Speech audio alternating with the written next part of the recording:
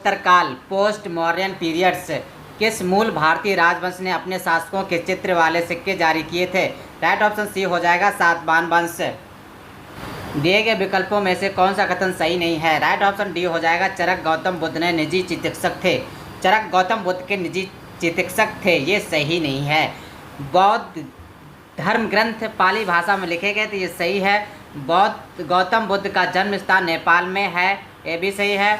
उपगुप्त ने अशोक को बौद्ध धर्म अपनाने के लिए प्रेरित किया था। उपगुप्त ने अशोक को बौद्ध धर्म अपनाने के लिए प्रेरित किया था। तो ये 3 ऑप्शन सही हैं, चौथा ऑप्शन रॉन्ग है। कनिष्क किस वंश से संबंधित थे? कनिष्क किस वंश से संबंधित थे? राइट ऑप्शन सी हो जाएगा कुषाण। कनिष्क कुषाण वंश का सबसे प्रतापी शासक था। इसने 78 ईस्वी अपना राज्यारोहण किया। कनिष्क डैश डैश वंश का सम्राट था। राइट ऑप्शन बी हो जाएगा कुषाण। शक वंश आरंभ हुआ था, कब आरंभ हुआ था? सन 78 ईस्वी में। कुषाण राजाओं में सबसे मशहूर डैश डैश थे जो कुषाण राजवंश में तीसरे शासक थे। राइट ऑप्शन डी हो जाएगा कनिष्क। ईसा पूर्व डैश डैश शताब्दी की शुरुआत में कुषाणों ने भारत की उत्तर पश्चिम सीमा पर अपना अधिकार स्थापित किया था। राइट ऑप्शन सी हो जाएगा पहली।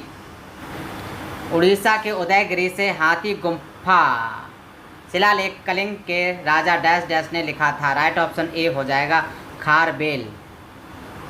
गुप्त एवं गुप्तोत्तर साम्राज्य, Gupta and post Gupta empire. Prayag Prashasti, जिसे इलाहाबाद स्तंभ शिलालेख के रूप में भी जाना जाता है, हमें डैश डैश की उपलब्धियों के बारे में जानकारी प्रदान करता है। राइट ऑप्शन डी हो जाएगा समुद्रगुप्त। हर्षवर्धन निम्नलिखित में से किस वंश से संबंधित था? राइट ऑप्शन ए हो जाएगा पुष्पभूति वंश से संबंधित था। रवि कीर्ति का ऐहोल शिलालेख पुलकेशिन द्वितीय की डैश डैश पर विजय के बारे में विस्तार से वर्णन करता है। राइट ऑप्शन डी हो जाएगा हर्ष। निम्नलिखित में से कौन हर्षवर्धन के शासनकाल में भारत आया था? राइट ऑप्शन ए हो जाएगा जुआनजांग ह्वेनसांग। शासकों का शासनकाल राजदूत विदेशी यात्री हर्षवर्धन, ह्वेनसांग, चंद्रगुप्त द्वितीय, फायान, मोहम्मद बिन तुगलक, इब्न बतूता, महमूद गजनबी, अल बरूनी, मार बर्मन, कुलशेखर, मार्को पोलो। उस महान व्यक्ति का नाम बताएं जिसने भारत में बीजगणित के क्षेत्र में महत्वपूर्ण योगदान किया। राइट ऑप्शन डी हो जाएगा आर्यभट्ट। इनमें से कौन सा राजा हर्षवर्धन के दरबारी कवि थे? दरबारी कवि कौन था भाई साहब, बताइए। राइट ऑप्शन इसका राइट ऑप्शन क्या हो जाएगा? बाणभट्ट। चीनी यात्री ह्वेनसांग किसके शासनकाल में भारत आया था? राइट ऑप्शन सी हो जाएगा हर्षवर्धन। डैश डैश एक चीनी बौद्ध भिक्षु था जिसने नालंदा में बौद्ध शास्त्रों का अध्ययन किया था और 627 से 643 ईस्वी तक भारत की 17 वर्ष की लंबी यात्रा के लिए प्रसिद्ध है। राइट ऑप्शन सी हो जाएगा ह्वेनसांग। इनमें से कौन हर्षवर्धन के शासनकाल में भारत आया था? राइट ऑप्शन डी हो जाएगा ह्वेनसांग आया था। इनमें से कौन सा चीनी यात्री नालंदा आया और छात्र और शिक्षक दोनों के रूप में रहा? ह्वेनसांग रहा था, ह्वेनसांग। बाणभट्ट किस राजा के दरबारी कवि थे? राइट ऑप्शन डी हो जाएगा हर्षवर्धन। निम्नलिखित में से कौन चंद्रगुप्त द्वितीय के 9 रत्नों में से एक है? राइट ऑप्शन ए हो जाएगा बरहामेहर। इनमें से किसे भारत के नेपोलियन के नाम से जाना जाता है? राइट ऑप्शन बी हो जाएगा समुद्रगुप्त। प्राचीन भारतीय इतिहास के सबसे महत्वपूर्ण शासकों में से एक चंद्रगुप्त द्वितीय की पुत्री का नाम बताएं। राइट ऑप्शन डी हो जाएगा प्रभावती गुप्त। विक्रमादित्य किस प्रसिद्ध गुप्त शासक का एक अन्य नाम है? राइट ऑप्शन सी हो जाएगा चंद्रगुप्त द्वितीय। सुप्रसिद्ध काव्य मेघदूत इनमें में से किसकी कृति? राइट ऑप्शन सी हो जाएगा कालिदास। प्रशस्ति में किस राजवंश के शासकों ने अपनी उपलब्धियां लिखी हैं? राइट ऑप्शन बी हो जाएगा गुप्त वंश। गुप्त साम्राज्य के निम्नलिखित राजाओं में से कौन एक अच्छा बीड़ा वादक भी था? राइट ऑप्शन बी हो जाएगा समुद्रगुप्त।